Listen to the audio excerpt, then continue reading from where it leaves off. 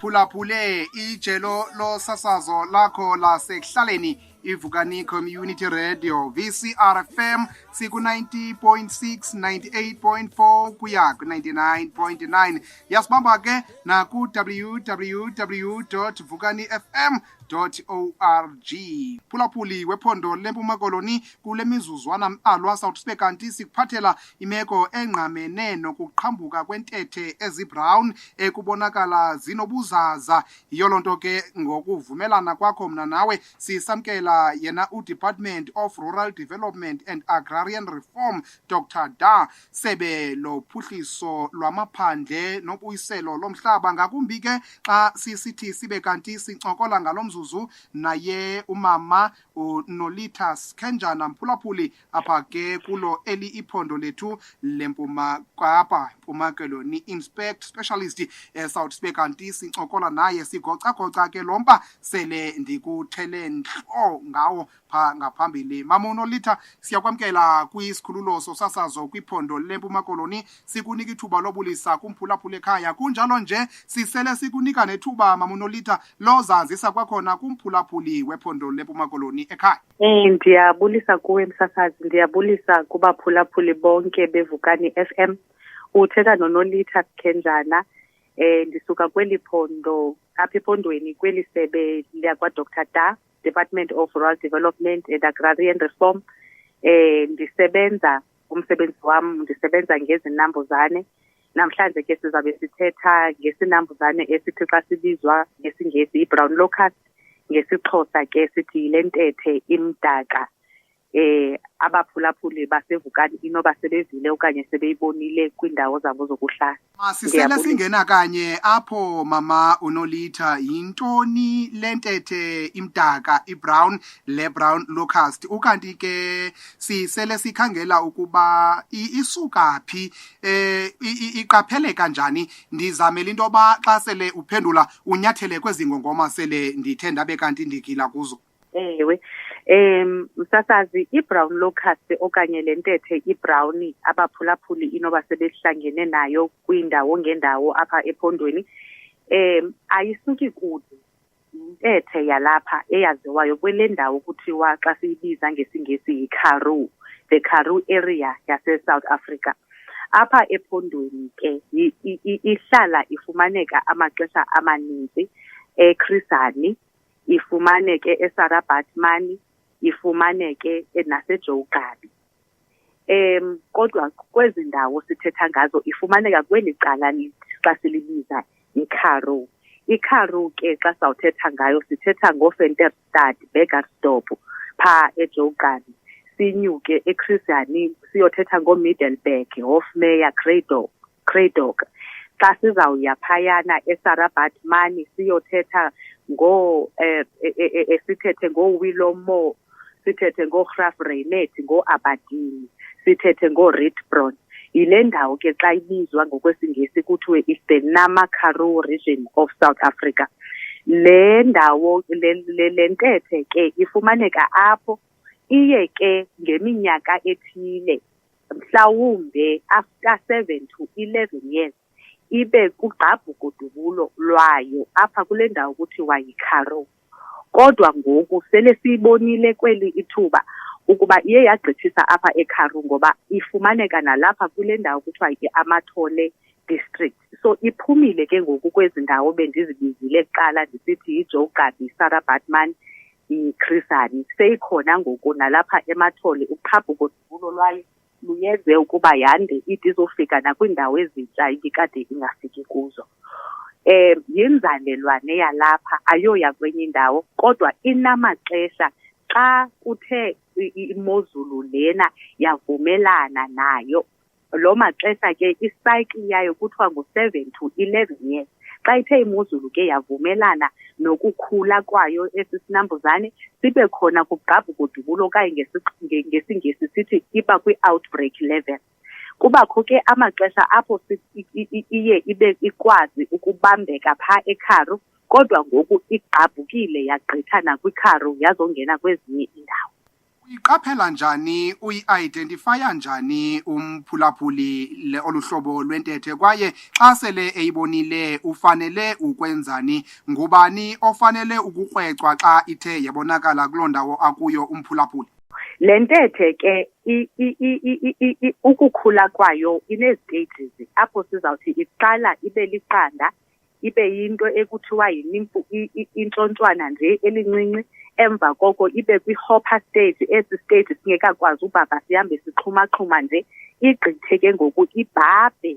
Lena ke ngoku amafama okanye abahlali bayibona kakhulu, le ibhabhayo ihamba xa siyibiza ngesiNgesi sithi zii-flyers. Kodwa ibe ibiqale yahopha apha phantsi izi-hoppers ezingathi zibubomvarha. Ithi ke xa sele indala ibe mdaka umbala lo, apha emaphikweni uyibona ibingathi ineendawo ezingathi ziba mhlophana kancinci. Kodwa singayibona kakhulu ngeli xesha kuba ihamba ingumkhosi, ihlasela ke amasimi, ihlasela amadlelo. Kungoko ke sisithi uyayifumana nasezindleleni iphazamisa izithuthi ezihambayo. Kungoko ke sisithi umntu owubonileyo lo mkhosi wentethe makakrweqe igosa elikufutshane lezolimo, makakrweqe ii-offices zezolimo ezikufutshane. Angandikrweca nam, inamba yam ndiza kuyishiya kunye nawe msasazi. Masisele sizama ukuye kushwankatheleni mama uNolitha, ngakumbi ke xa sikhangela njengoko sewutshilo ukuba kufanele kwenziwe ntoni xa iboniwe. Siyayazi into yoba isebe liye libe kanti liyatsutsa okanye liyaspreya kuloo ndawo inazo intethe ezi. Kodwa ke ngubani oselungelweni novumelekileyo ukuba makabe kanti uyaspreya okanye ke uyaqhwitsha kuloo ndawo inayo le ntethe? Kwaye ke uluntu lufanele ukuziphatha njani lona kuloo ndawo inaloo chemical ithe yafakwa xa kuthi kuspreywe intethe le? Zintoni ezinokwenziwa nezingafanelanga kwenziwa phambi kokuba nasemva kokuba kuthe kwabe kanti kuyaspreywa, mama uNolitha Skenjane? Kulungile ke msasazi. Abantu abakhwitshayo baqala bafumane i-training. Siye ke siliphondo okanye abelimi aba bethu baphume uphulo bekhangela amafama angazi avila okanye angathi sikhona ukuncedisa ekubeni sikhusele ingca, amadlelo wethu, sikhusele imifuno yethu, sikhusele iintsimi zethu. Amafama aza kuzivolontiya kuphume aze loo mafama ke ngoku atreyinwe. After etreyiniwe anikezwa impahla yokunxiba, ngoba kaloku xa uzawuphatha ezi zikhwithi okanye xa uzawuphatha ezi chemicals kufuneka ube nendlela ozawukhuseleka ngayo. Baye banike ke impahla yokukhusela, banikwe ke nezixhobo namayeza. Into ke ngesi sinambuzane kakhulu emandiyiveze, le nto siye sikhwaze amafama kakhulu, kungoba ixesha layo lokukhontrola ikhontrola ekuseni kakhulu, mhlawumbe phaa ngoo-4 AM ukuhla ke uyokubetha ngo-10. Kuxhomekeka ke kwi-weather okanye kubushushu bangaloo mini. Ze ke kuphinde kuqalwe phaa ngoo-6 xa kuqala ungathi kuba mnyama, kuphinde kuhambe kuyokhontrolwa. Into ke kufuneke yenzekile xa amafama okanye abahlali bezibona ezi zinambuzane, siye sicele ukuba jonga ukuba ezi zibhabhayo ziye ngeli xesha lingathi liyatshona ilanga zayokulala phi na, ukwenzela into yoba aba bantu sithi ke baye baba ngabo aba bahamba bekhwitha bayazi uba bayokukhwitha phi na. Ezi ke ndithi zii-hoppers zona ziyakwazi ukuba zingakhontroleka apha emini amafama xa ezibona, kodwa nazo ixesha elililo lokuzikhontrola kusebusuku. Iyeza eli ke siye sithi emafameni nakubahlali mabangene ezindlini, kwaye ke kwindawo le seligalelwe kuyo iyeza abantu mabangayi kuyo for 5 days. Siye sisho especially apha kumasimi, amasimi negadi mazingavizithwa for 5 days, mazikhutshwe izilwanyana for 10 to 14 days kule camp apho kuthe kwaspreywa khona for esi sinambuzane. enye into ke esiye sigade zezindawo zinamadami nezindawo ke abantu abakha kuzo amanzi. Kungoko ke phambi kokuba luqale okuspray okanye ukutshizwa siye senze into ekuthiwa yi-social facilitation, sihlangane nabahlali nabemi bendawo, sihlangane namafama ukwenzela into yoba sizowafundisa siwachazele kakuhle. Yiloo nto ke siye siwabize. Umzekelo ngomso sinemhlangano phaya namafama aza kuncedisa ekusprayeni okanye ekukhwitsheni ase-Raymond Mhlaba, amahlathi, asemnquma, ase-Buffalo City, asembahle ngomso, kuba njengoba bendithilo ngoku uhlaselo lukakhulu apha kule ndawo kuthiwa yi-Case kaMahuku amahlathi. Sisandokuva ngoku ukuba sezimele apha kwezi ntaba zaseCumakala. So siyazama ukuba ngomso uphume umkhosi wamafama azawube ekhokhelwe ngamagosa. Loo mafama ke azawuqala ukukhwitha ngokwezicwangciso zethu ukuqala ngomso xa sele ephumile kule training sizawube siyenzile apha eFort Cox ngo-10. Masivale Mama Nolitha Mphulaphuli, ungena ke kwiphondo leMpuma Koloni sincokola nomama uNolitha Skenjane phuma ke kwaDr DA apha kweli phondo lethu layo iMpuma Kapa. Masivale ke mama uSkenjane, uphinde ukhumbuze nje umphulaphuli ngokufutshane kakhulu kuba ixesha sele litasalazeke ngamandla. Isebe elilona lenza ntoni ngalentethe? Umgama esele niwambile, iprogress so far ingakanani? Zeziphi ezona ndawo zichaphazeleke kakhulu yiyo lentethe? Ndizama ke into yoba usele ushwankathela mhlawumbi kwinto enobanga ngomzuzu kwezo izigaba. Useleke ngoku ngesicelo sethu ngemvume yakho unika umphulaphuli indlela ofumaneka kuyo xa ethe wabona lo mkhosi. Isebe eli alisebenzi lodwa, mandiyikhwaze nditsho, sisebenza noNdlunkulu apha kwa-National ukuzama ukhusela, ngoba esi sinambuzane mandiyitsho asikho apha kweli phondo lethu kolodwa. Sikhona eWestern Cape, sikhona eNorthern Cape. So sisebenza sisonke singumkhosi weprovince nomkhosi wakwa-National. Sihlangene sonke siyimbumba sizodibana ke ngoku kunye namafama no-organized agriculture. Into esiyenzayo ke njengoba benditshilo amafama ayatreyinwa. Into esiyicelayo ngokukhawuleza yilena yokuba ukuba ziyabonwa ezintethe ukuba zibhabhela ngaphi, umfama okanye ummi makakrweqe igosa, makakrweqe ii-offices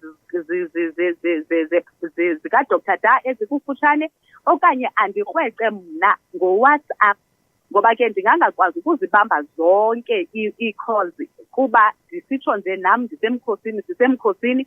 So ndiye ndiprifere uba kungasuke ndifakele uWhatsApp onazo ii-pictures zale ntethe kwinamba ethi 072 160 4429.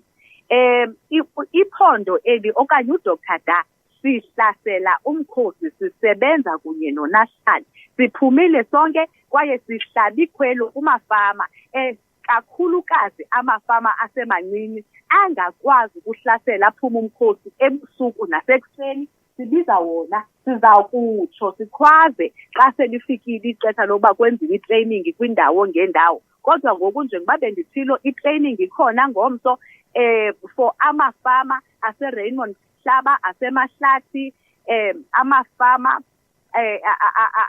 asemnquma nasembahle. Siyawacela ngomso azawube ekhona sele identifyiwe okanye enze izivumelwano kunye namagosa wethu. Sawube sidibene ngomso emva kokuhlatywa umkhosi. Nkosi kakhulu Mama Skenjane, siyabulela siliphondo leMpuma Koloni. Uyayazi uba njengoba ucacisa lo mkhosi nje kwatsho kweqatha kwiveki ezimbini nezintathu ezidlulileyo sipha kumhlaba phakathi kwe-Cradock ne-Middleburg, nesisikhululo esi sisuka ngase-Middleburg sisiya ngase-Cradock pha inxumba yethemba. Wathi vumbumbu kuloo mathafa lo mkhosi uphithizela phakathi kwezo zigadla ziphithizela kuloo ndlela kunjawunjoku ziyibetha imoto le i-windscreen idyobheke ibe yiloo nto inene. Ndiyayingqina leyo uba ngumkhosi. Ndiyavuya ke kuba uthetha apha ngento endandibone ngala wam amehlo. Enkosi Mama Skenjane, ngethemba lokuba umfama umphulaphuli uyawuhlaba ikhwelo athumele kuni njengoko sele utshilo ukuba kwakwenziwa njani xa imeko lethi yabonakala. Enkosi Mama kakhulu. Ndiyabulela msasazi, ndiyabulela nakubaphulaphuli bevukane FM.